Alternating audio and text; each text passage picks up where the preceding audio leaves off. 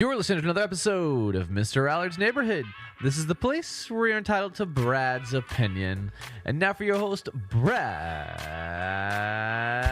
Allard. Hello, everybody. Had a beautiful day, beautiful week. Got lots going on.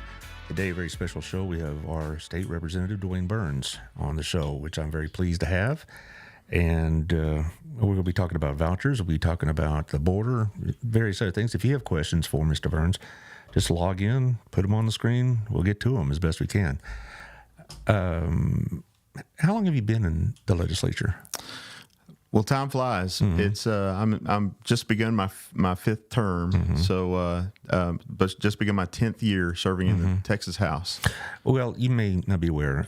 I teach at Hill College. I teach state and local government, so I have a fairly good idea what's going on down in Austin, and I have to tell you, it's concerning. And I've been on the show, on one of my mini rants about, some of the stuff going on in Austin concerns me a great deal. Mm-hmm.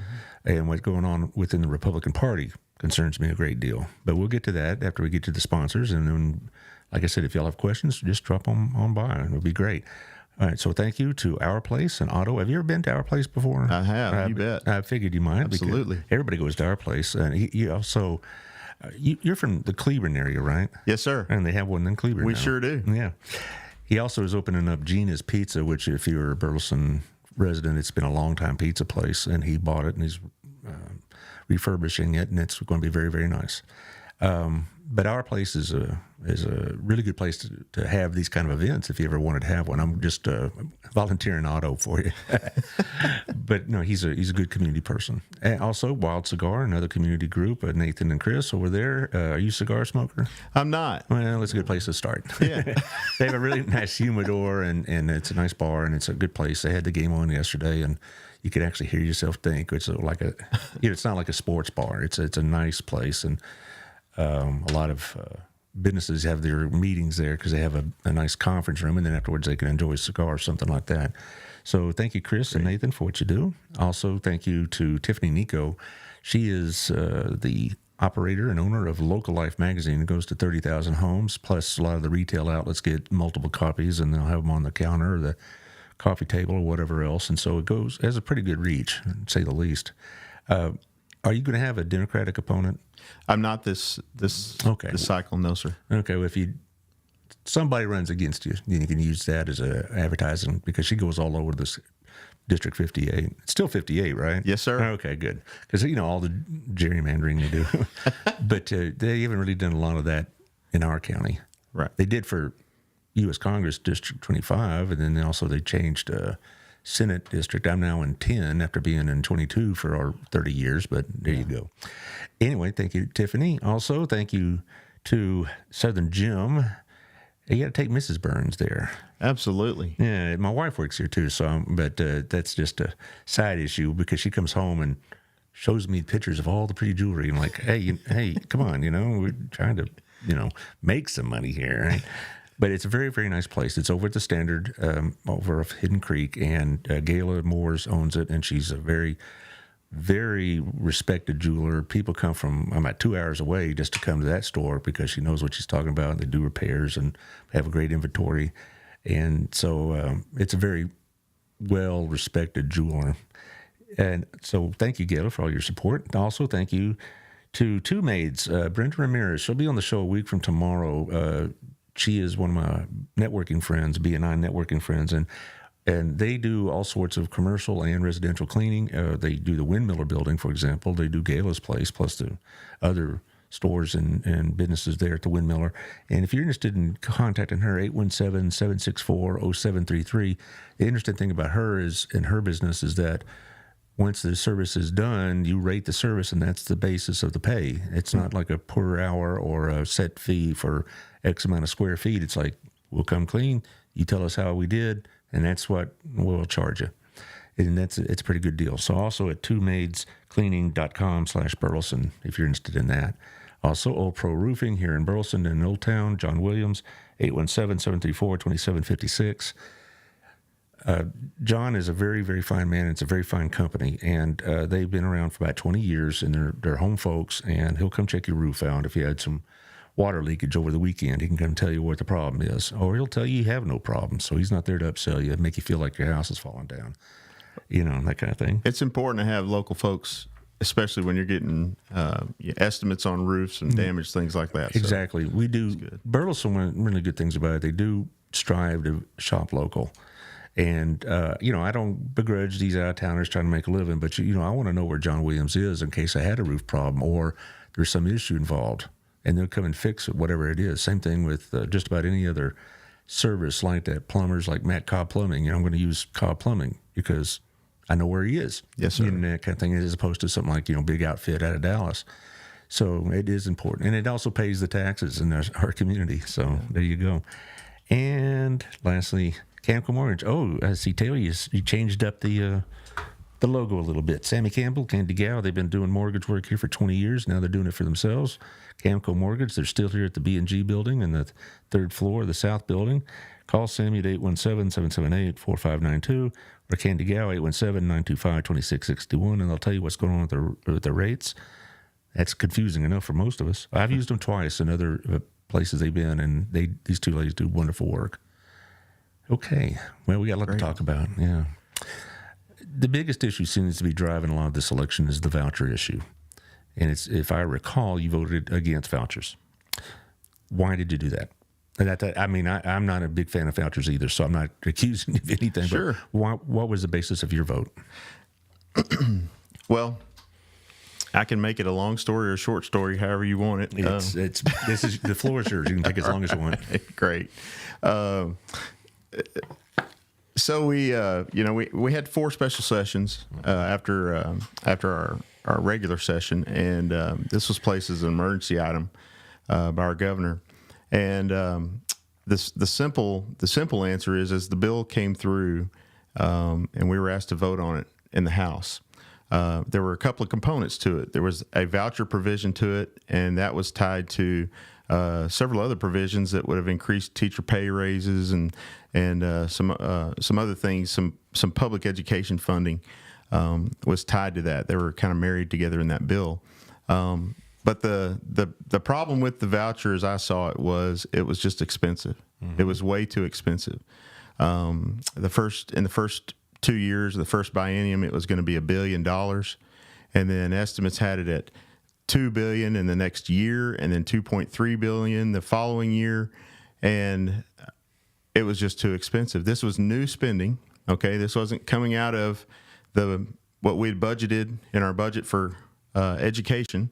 This was new spending. So we were creating a new subsidy, a new spending program to send folks to private school, and it was going to be billions of dollars over the first few years. And at a time when, folks that I visit with, the 2 main issues are border security, number 1, mm-hmm. and property taxes.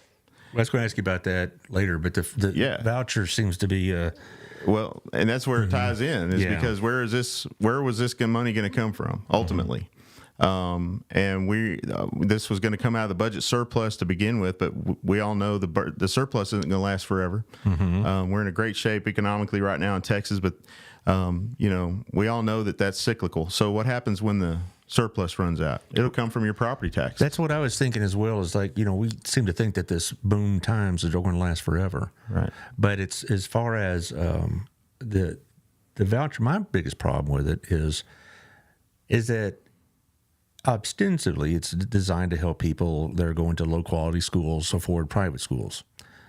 The amount of money that would take to afford to take somebody out of that situation and put them in a private school is much, much greater than what was going to be allowed. Was it around $8,000? Well, there were discussions from 8 to 10. I think we wound up at around 10 ultimately. Well, even 10 that would cover about maybe 35-40%. Yeah. And for somebody that's inner city Fort Worth or Arlington or something like that, that's if you're not covering the whole thing, it's going to be a real problem. Second of all, is that I've taught in the private sector for private schools for about 3 years, and it was interesting to me because none of the teachers I worked with there at Southwest Christian supported vouchers. Mm-hmm. Because they understood what the impact was. They came from the public schools or knew people that were in it. But it costs. It's not the most expensive private school, but $10,000 won't get you there. They'll get you about, 40% there maybe. And then when you, assuming you can get into a private school with that $10,000 voucher, there's all sorts of additional money that you need, fees and expenses, trips, things like that. I just thought it was an attempt, I think, to and not to gut public schools, but it's pretty apparent that a lot of the leadership of the Republican Party have a very poor opinion of public schools. You're exactly right, and there's and in certain parts of the state, there is the quote woke agenda, that's being pushed. I'm sure, and that scares a lot of people, and that's wrong. I disagree with public schools pushing any kind of a woke agenda or anything like LGBT agenda, anything like that. But again, if we're gonna tackle the problem, then let's tackle the problem where it is, and that's in public schools. Let's figure out what the problems are there and fix those. Well, is your Mrs. Burns, is she a former school teacher? She is. Yeah. Okay. Yes, sir. So you have an idea what's going on. It's not like this whole issue, if you will, is. Hang on just a minute, sir. Taylor, I'm having trouble sharing it. Will you take my phone and make it work? Just come on by. I don't know what's going on with Facebook, but anyway, that's why he's such the wizard. But anyway, my concern also is that this antagonism almost that the leadership of the Republican Party has towards schools, it predates you actually, because I've talked to other people in office and they're not happy with what they think is going on in public schools. Woke agendas, DEI, wasteful spending, you figured it out, all that. I don't know if this is a solution for that. I don't either. Yeah. I certainly don't. And again, just to get back to the spending, I couldn't, we just voted in November to cut property taxes as a state, at an 80+% of Texans voted to reduce their property taxes. And it's the outcry here from everyone, and I just couldn't in good conscience do that and then bait and switch, and over the next few years add literally billions, 7 to 11 to, and estimates are growing, of billions of dollars to the property tax burden in the state. It just does not seem like a genuine thing to do and something I could support. The other part of it too was, and people haven't been talking about this at all, but illegal immigrants would have been eligible to receive the voucher. I don't know if you'd heard that or you're aware of that. Now I remember, but that wasn't the first thing I thought of. Right. But having illegal immigrants receiving vouchers, that'd be interesting. Now I know that as state law, it's been law since Rick Perry was governor, that if somebody's here as a resident of the school district, the citizenship issue doesn't even come up. And my last few years at Burleson, I taught some that I knew weren't documented, and I never asked, but it's obvious. And I didn't have any trouble with them. All right, it didn't anything like you see in like we just saw last week in New York, rather, that kind of business. I never had a lick of trouble with them because they were glad to be here, and they also were told keep your head down and don't cause trouble because we don't want to be kicked out and that kind of thing. But that would be a hard pill to swallow, though, for using money to send illegal immigrants to private schools, in effect. Yes, sir, and you're right.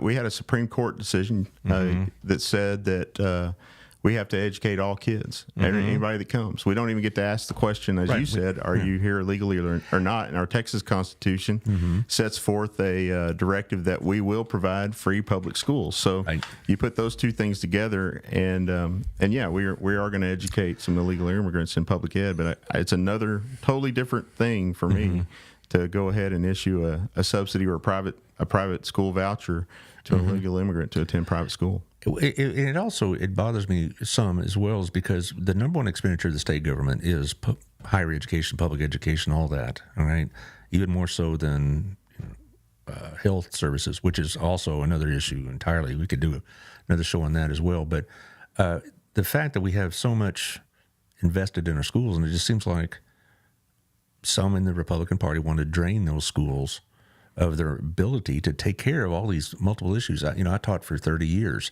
and what is asked of me my last couple of years was much greater than my first couple of years, and not just in terms of content. That wasn't the issue. It was all the other things that the school was expected to provide, and the teachers and the staff and administrators are expected to provide. And it seems like this would be a big step backwards if we had a situation where the public schools were being deprived of money. Mm-hmm. And, I didn't mind the tax rebate at all. I got a decent check from my mortgage company, but I didn't want to do that at the expense of the public schools. Right. And it was sold to us that it would not affect public schools if we took this tax cut, because they give a bunch of money to public schools and all this other. Is this something that's going to last? I mean, are they going to be able to maintain the lower property taxes and the necessary funding for public schools?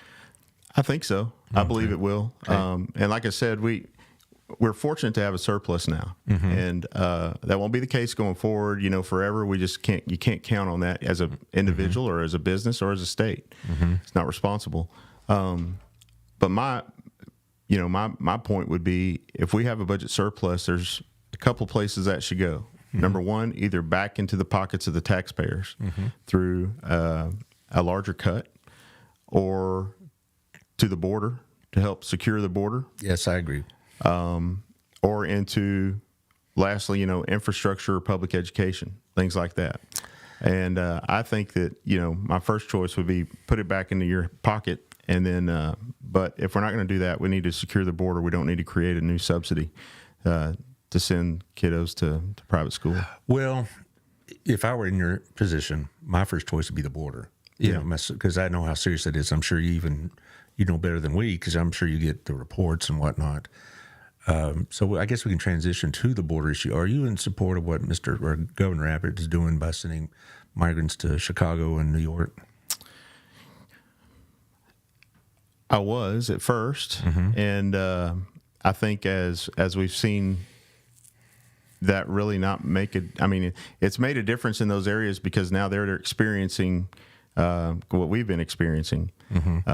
But the bottom line is, we need to ultimately return them to their point of origin. And we don't have the authority to do that as a state, which is why we passed Senate Bill 4 in this last special session.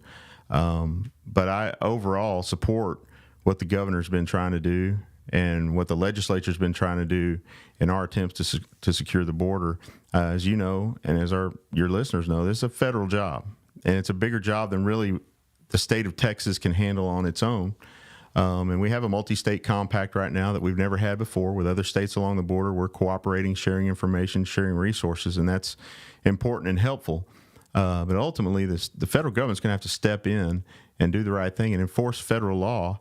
And we've got to get a president and Congress that are willing to do that. We do that, and that will put us way ahead of anything that we can do as a state. However, until we do that, it's our responsibility, and we've got to step up. And I agree with Governor Abbott's approach to it. I agree with his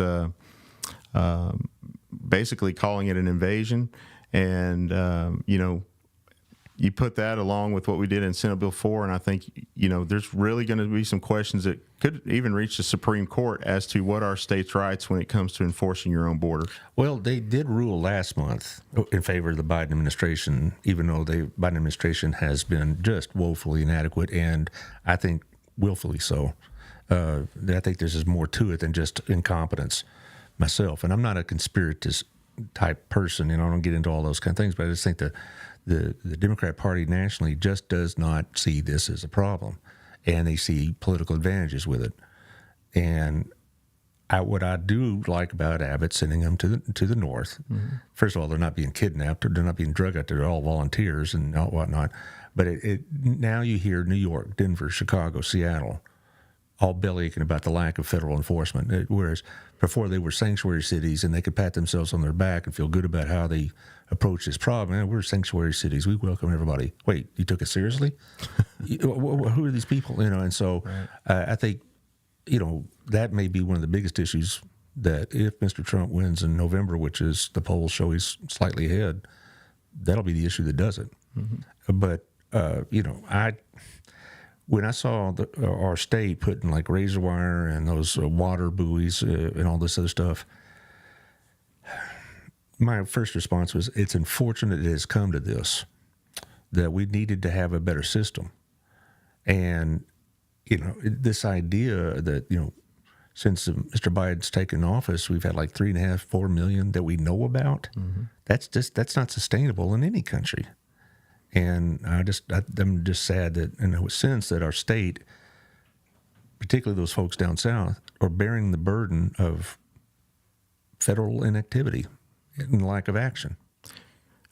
They are. And really, we all are. I mean, because it doesn't stop there. As you know, Houston, DFW area are portals to the rest of the world, not just the rest of the nation.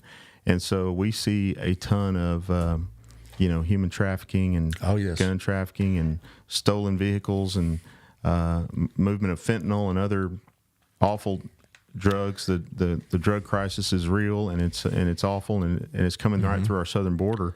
And the cartels are, as you know, are in charge of northern Mexico, and it is a almost a military operation on their part that's well funded, and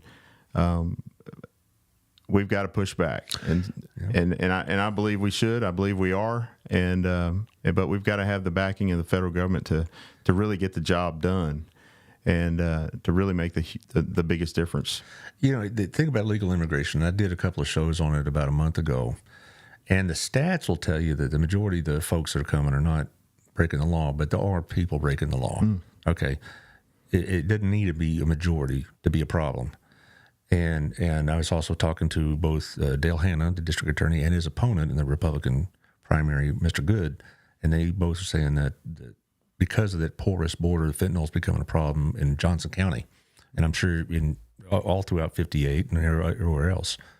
And so it's, like I said, the majority of them aren't criminals, but there are enough criminals in the minority to make it really hard, and that's all it takes. And being where we are in DFW, this right here on I-35 and 20 and 30, we're at pretty much the crossroads of the country. Law enforcement friends tell me that they see a lot more than they used to here in little bitty Burleson. Absolutely, and and you're right. Probably the majority of the people aren't, but the cartels are using that as a distraction almost. We've noticed even from previous sessions when I've served that the cartels would flood an area or a position on the border, and we would have to respond with National Guard, DPS, whatever, and we're able to do that better now than we were. But we have to flood law enforcement to a certain location and all our resources to take care of a huge group that comes across, and then that leaves our borders. They can do an end run somewhere else around the border, and it's a strategy almost of what, or directly actually for what they've been doing to move all that stuff illegally across the border. Well, another concern about the illegal immigration issue is it's going to push states like Texas to a point where we just might say, we don't care what you say, Washington. We don't care what you say, Supreme Court. Our country is being invaded. And we'll be in a situation similar to what happened like 60 years ago when Mississippi or Alabama said the same thing about civil rights. And here comes the, National Guard and, U.S. Marshals and whatever else, and federal takeovers. And I'm concerned that Texas and the federal government are heading towards a collision, because we're probably the biggest thorn in Joe Biden's side about this issue. Absolutely. And I think we're looking at a situation where it could get kind of ugly.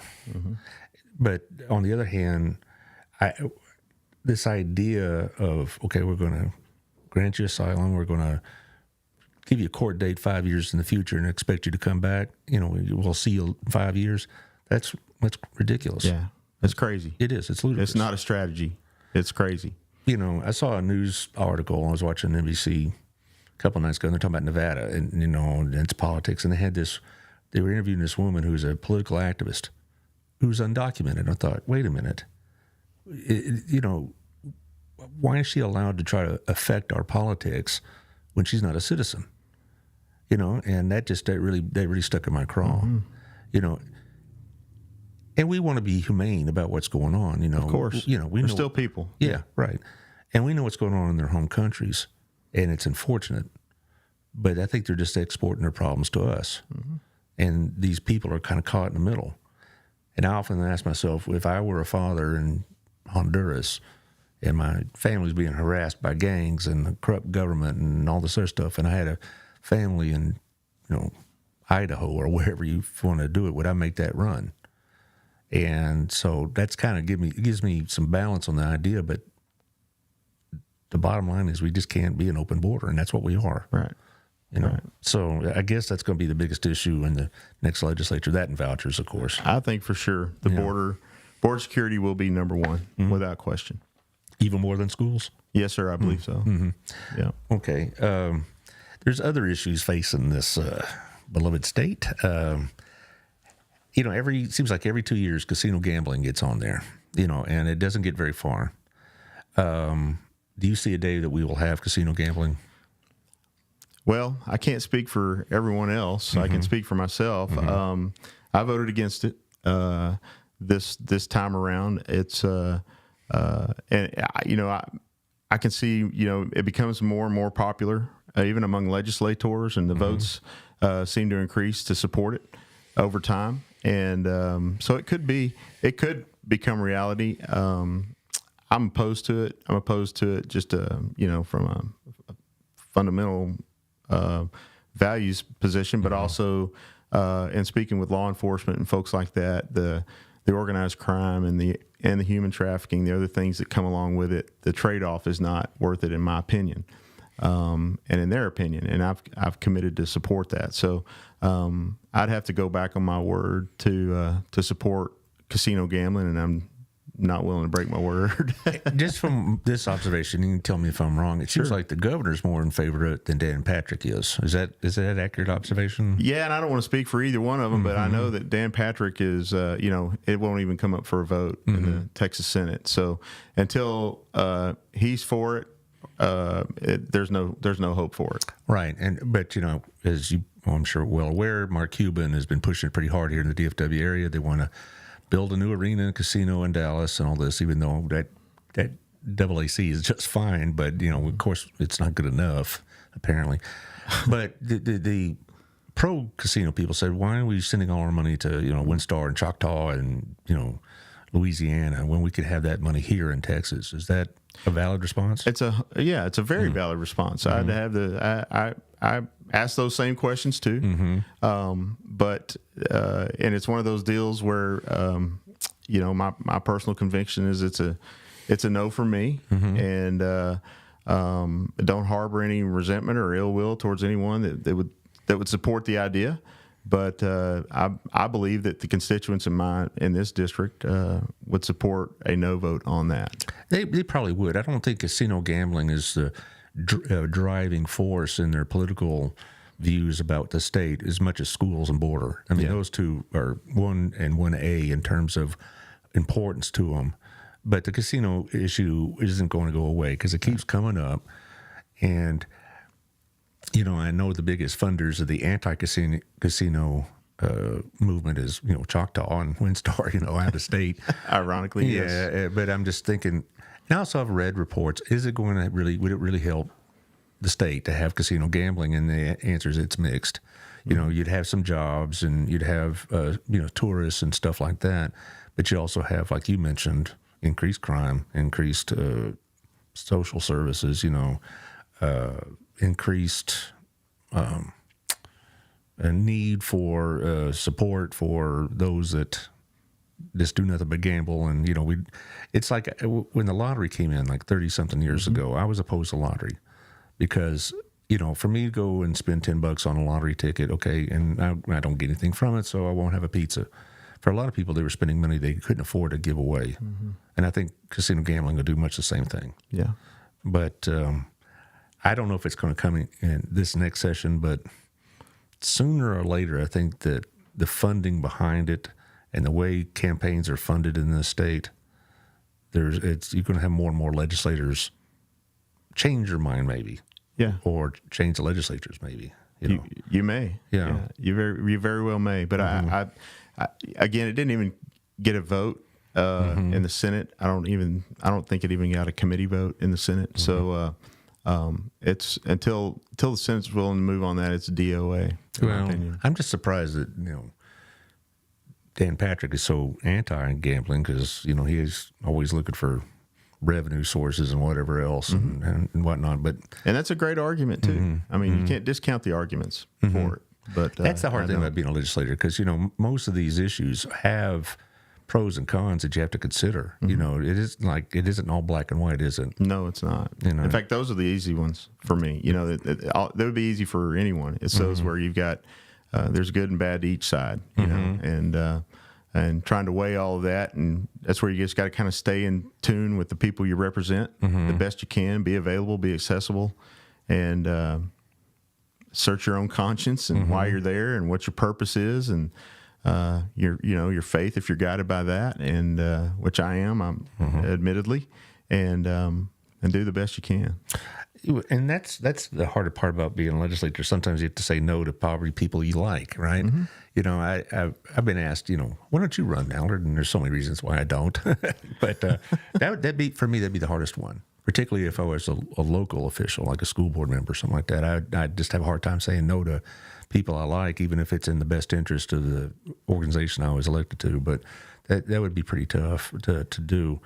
Another issue that's been driving a lot of this campaigning in the primaries has been Ken Paxton's impeachment, and you voted for that. I did, and I found it interesting that 23 Republicans voted against it, but the rest of them voted for it. That's like a 2-1 margin in the House, and so it isn't. They were trying to make it sound like a Democrat conspiracy. Well, no, I mean, like 55 Republicans voted for impeachment. Why did you vote for impeachment? So, and you have to have the context of it. I think on any issue, you need all of the context. General Paxton came to the legislature, asked for the funding for his out-of-court settlement, the $3 million, and refused to respond to any questions about it from the committee that was asking about why should we fund this, what's the deal, what's going on here. So there was an investigation done into why and all of the circumstances surrounding that lawsuit that he settled and asked the taxpayers to pay for. And in the course of that investigation, there were several allegations, accusations of impropriety, of illegal actions, misuse of his office. All of these things were brought out and alleged and given to us as a legislature. And so as a member of the House, I was now presented, whether you agreed with the process or not, I was presented with this mountain of allegations and accusations from reliable sources. And our job was to either sweep it under the rug and say, don't worry about it. He's one of our guys. Let's just forget about it. He's a good Republican. I agree with his approach to Biden and suing the federal government every chance we can. I agree with that, so let's just dismiss it. Or our job as House members was to look at that and go, okay, let's have the light of day shined on all of this evidence. Let's send it to the Senate, have them conduct a full trial, take testimony under oath, and look at all of these allegations, sort through it, and figure out what's true and what's not true. So, I think the people, when you hear that the House voted to impeach, I think sometimes folks that may not know, they think that means we removed him from office immediately, which we didn't do. We basically took that evidence, all of those accusations, and as the process is lined out in Texas, as we should, we sent it to the Senate and said, here, we believe there's enough here that we can't just say, sweep it under the rug and forget about it. And y'all go look at this, take testimony, conduct a trial, and see if there's anything there. My problem with the trial is it seemed to me a foregone conclusion, because the votes for all the various articles of impeachment were almost identical. And, I know there were meetings with Paxton and many of the Senate Republicans, so where I don't know what was said directly, but I can only imagine he was, giving them the, get their minds right routine. And so I saw from what I saw in the reporting, that there's a lot of incriminating material here. dealing with some contractor and and getting his girlfriend a job and all this other stuff, a lot of sordid junk. And I thought this should be pretty easy, but I knew that they weren't going, Senate wasn't going to convict him, and I bet you did too. Well, I didn't know. Yeah, I mean, you're being nice. I know that I knew I had a job to do, and I couldn't control the Senate, and whether they, whether they agreed or didn't agree or whatever they found, the right thing to do was have the light of day shine on this. Let's go through this. And I agree, and I appreciate your vote for that impeachment, because I know that it's cost you personally or politically, certainly, and it's cost a lot of. There's been a lot of pushback on that, but I honestly believe that Ken Paxton should have been removed. And then, of course, he ends up suing the whistleblowers, but he doesn't even want to testify against them personally. And so he drops the suit when the Supreme Court said you can't sue somebody and not testify. I thought that was well, I won't say on the family show what I thought that kind of move was, but I thought it was poor, Right? but indicative, and so. The problem with the impeachment isn't that he got away with it. It's the fact that now the Texas Republicans are using that to punish people like yourself. You're getting primaried. Is this the first time you've been primaried? It's the second time. Second time, okay. Yes, sir. But I bet your first opponent didn't send out mailers on Ted Cruz, Dan Patrick, Greg Abbott, Ken Paxton, all saying your opponent is the most wonderful legislative prospect since Solomon. No, sir, they did not. And yeah, I've got a couple of mailers. I don't know your opponent. I know you have two, but I'm not taking that Mr. Laird very seriously. To tell you the truth, I've gotten material from Ms. Kerwin, and it's full of testimonials from the top Republicans. And my opinion was, my favorite president was Ronald Reagan, and one of his sayings was, "Don't speak ill of fellow Republicans." That rule's gone way by the wayside now. Yeah, doesn't exist. Nobody remembers that, unfortunately. I know it. Has it been worth that? I mean, you would have won in a walk, even if you had a Democratic opponent now. But because you voted your conscience on school vouchers and the impeachment primarily, now you find the leaders of our state and our party actively pursuing your removal. Yeah, it was worth it. 100% it was worth it. I'd do it again. And here's the deal.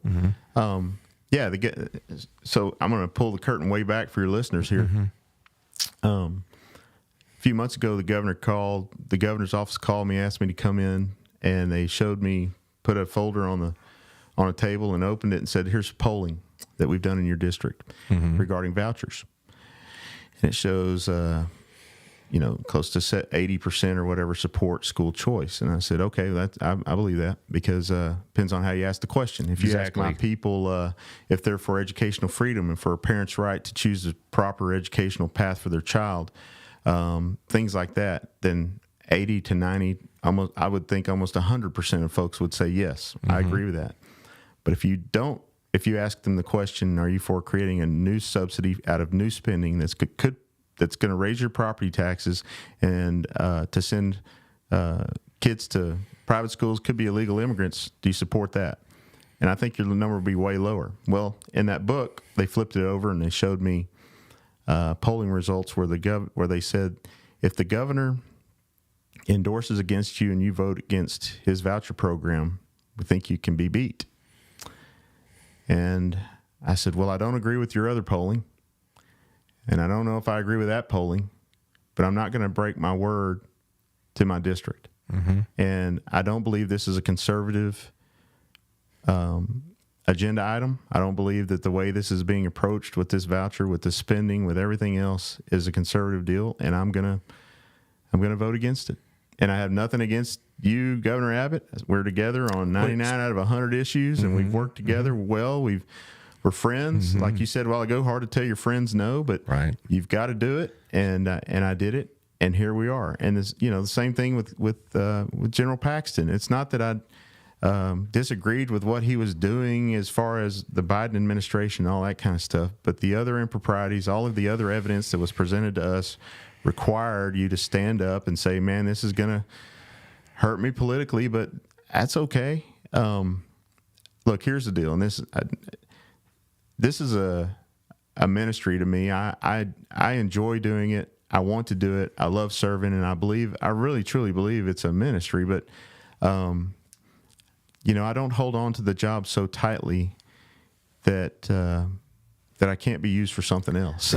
Well, right. So, well, it's certainly not for doing it for the money. I know. Yeah, that's for sure. That's for sure. What is it now? Like $7,200 a session? Yeah, that's right. Yeah, $600 a month. And, and after I pay it's not quite enough to pay the health insurance, so I have to write a check to the state for about. It depends. It's sometimes around $1,100, or it could be a little more every year to cover my health insurance. What a deal! But that's the deal. Look, I told some folks the other day, I believe my path, God has lit my path to here. I don't know if I'm going to win or lose or whatever, but wherever the path is lit, that's where I'll go and I'll serve. And I want to do it. I believe God's prepared me to do it. I have worked hard to prepare myself, and I will continue my commitment to work hard for the people that I represent and do what is right. But in the end, it's really about serving and about being in a ministry. And the bigger picture. I've read to the end of the book, and so we're good. You know that we're good, and God's in control of everything. And so I'll work hard. I won't worry about it, but I'll work hard. So in this meeting, Governor Abbott was in the room. He was not. Oh, he's not. Okay, no, he had his chief of staff and deputy chief of staff and another consultant person there, and then. From there. Yeah, I didn't think Abbott would be involved in that kind of, hardball politics directly. That's why you have staffs for. Yeah, but some of the things he said about me last week were not nice. We're pretty hardball. Well, I didn't know if I saw it, but I've seen, like I said, the mailers. Yeah. And some of the social media. As far as did it make the news? I wasn't paying attention to that. But it was, it's unfortunate.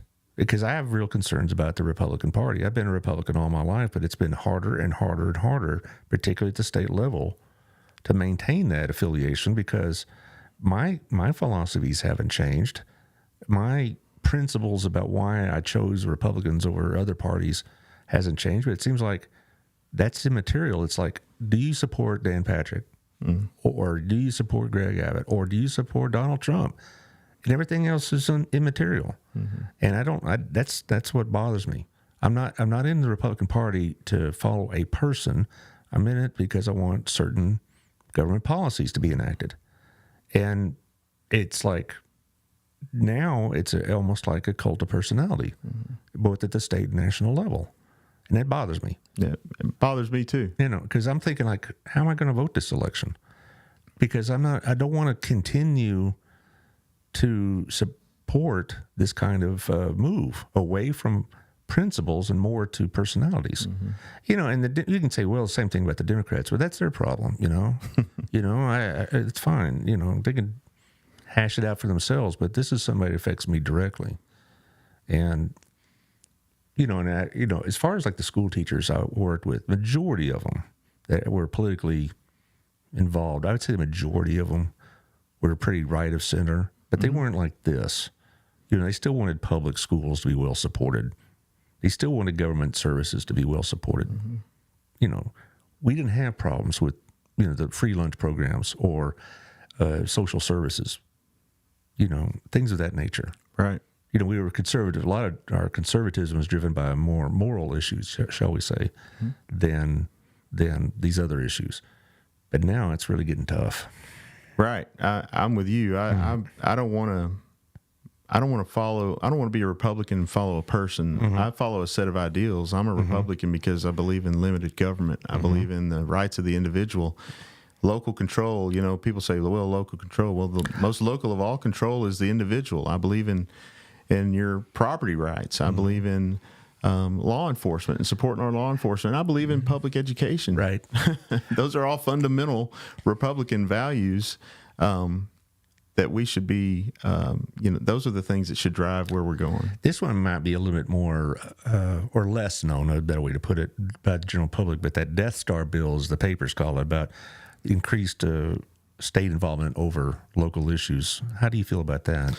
Well, I support it because I do believe, here's the deal. Like I said a second ago, I believe in local control. Absolutely. Having served on a local school board and on an emergency service district as a fire commissioner, we've got to have local control, and those close to the people govern best.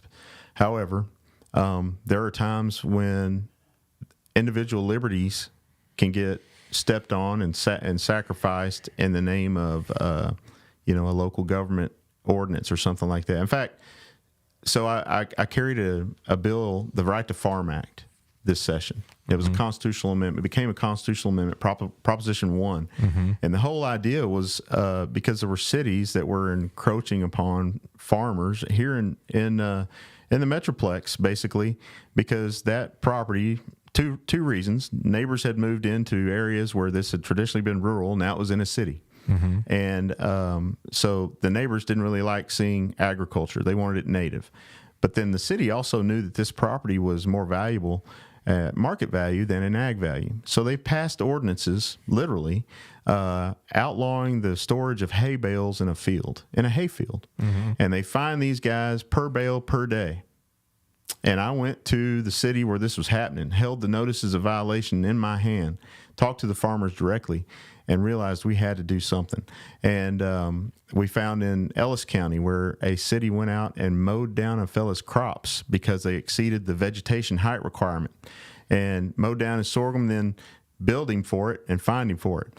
And so those things, that's where, local control is great, and I support our local elected officials, but we've got to watch out for the rights of the individual too. And that's the Death Star bill you mentioned kind of takes that idea of what I just mentioned, to all aspects. But the part I dealt with the Right to Farm Act was basically protecting the property rights and the rights of these folks that have been there before to keep doing what they're doing, even in the face of a county or a city or even a state agency that for no good reason was going to create an ordinance or a law or rule to put them out of business. And these rules and laws were all made in the interest of public health. And I understand that. That's a valid concern. In fact, we've got an exception, but you've got to demonstrate that. You can't tell me that these hay bales are a threat to public health because they could attract rodents, and rodents could carry the bubonic plague. That was the reason I was given for outlawing hay bales in a hayfield in a city. And that's ridiculous. Well, see, I thought that bill was also in response to some of the shenanigans of the Austin City Council and some of their, defunding programs and their lack of enforcement of certain things, and being a sanctuary city in the state of Texas, or tried to be. So I thought it was partly that. I to be honest, I was kind of mixed because I do support local control. I have good relationships with several of the city council and school board members here, and so local control is a very important thing. And then I hear stories like this, and I've heard other stories like cities that put extraordinary restrictions on construction or contracting services and things like that, more than what should be necessary. But bureaucracies need a reason to exist, I suppose. They're self-perpetuating, and so I really didn't have a firm grip with how I felt about that law, because it's one of those like, okay, I see the need to protect the farmers, but on the other hand, I like local control, and I don't want the state of Texas coming into Burleson and say, no, you can't do that. I know, I'm sure you're familiar with our mayor and our city council. You bet. There are hardly anybody's idea of left wingers or anything like that. Not at all. No, they're a conservative bunch. Yeah, they are, and so it hasn't occurred here. They haven't been particularly aggressive about their authorities. In fact, they are very, very prudent in how they use it. But it just, maybe not all communities are like that. Right. And I think it's appropriate, in my opinion, to when there is an issue like that, for the state to step in and say, hey, we're going to protect the individual rights, and we're going to protect the most local of all control, the individual. And I chair the Land and Resource Management Committee, and a lot of property rights come through our committee. And my mantra is always, let's start with what's best with for the landowner. Let's start with what's best for the person owning the property, and what's going to give them the most input into whatever our policy is going to be. And So it's just a fundamental. Maybe it's because I'm from the country or I whatever. Well, you kind of answered a question I haven't even answered yet, and is why do you do it? You feel like this is God's calling on your life to do this, and I guess the results of whatever the primary or God's will.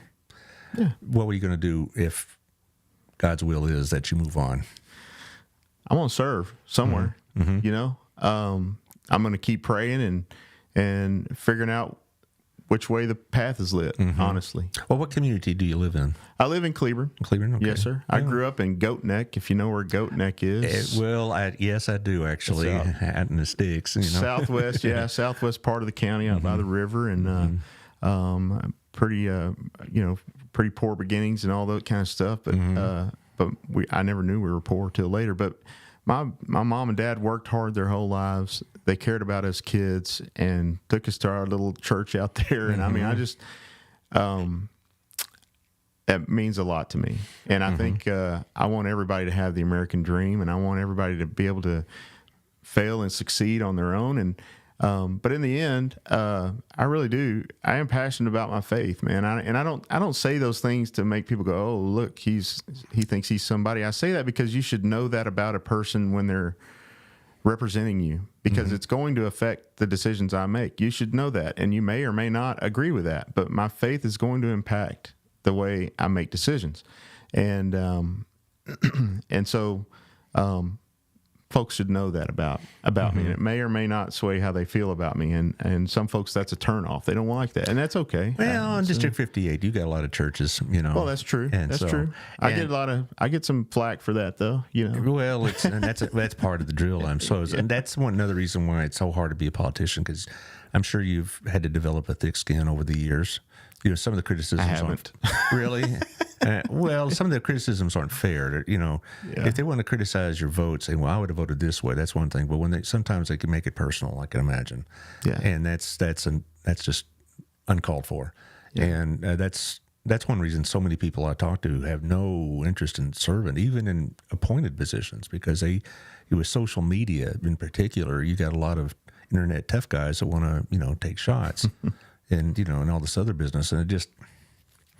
They'll say things about you that they'd never say to your face. That's really been one of the real downsides of social media. I mean, you could use it to do what we're doing here and to promote yourself and put it, on Facebook. I saw there's an ad on Facebook today with your family there and the dog, I believe. So, probably so. And so it helps. But then on the other hand, to get this other business, and I wish we could do without that, but. I do too. But it's First Amendment, right? That's what exactly they say. Right. We're coming close on time. See, and if you want to say something directly to voters, that's the camera to do it. You can say whatever you like, and as long as you like, and you can clip this and use this in your own social media. Well, I appreciate that. I really just wanted to come on and visit with you and answer any questions you had, because I figure you're in touch with folks in our community too. Well, a little bit. There's. This show has been a real blessing to me, because I also do a lot of nonprofits and local stuff. And I have the school district on Thursday. Do you get involved much in the national politics? Like tomorrow, I have District 25 Republican candidate Matt Lucci running against Mr. Williams.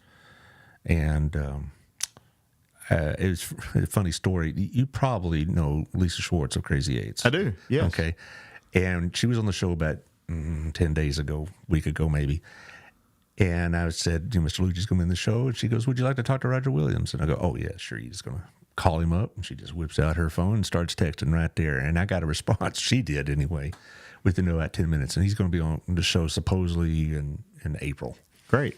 So we'll see what happens. I've never met Mr. Williams, so okay, that'll be a lot of fun. But you don't really get involved in the national scene that much? I'm embarrassed to say I don't. I get so focused on state things. Some folks will ask me sometimes, "Did you see this? Did you see that?" And I said, "No, man. My head was buried in what's going on here and trying to handle stuff here."